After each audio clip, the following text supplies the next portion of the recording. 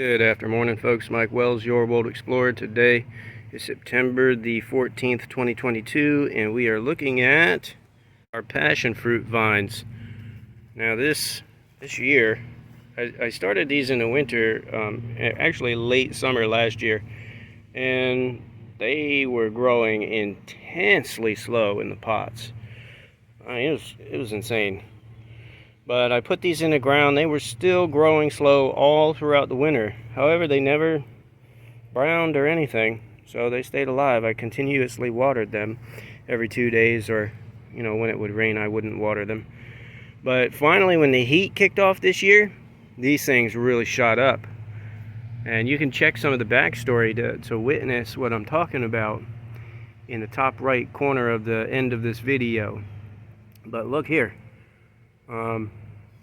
This thing is starting to grow all over the place, so I added some additional runner strings like these guys right here. You see that line? That's aluminum wire.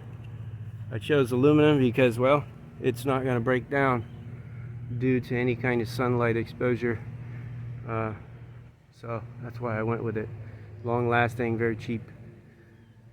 So you see here, this one's already starting to reach around up top. I'm going to try and build a canopy with this trellising system that I've created.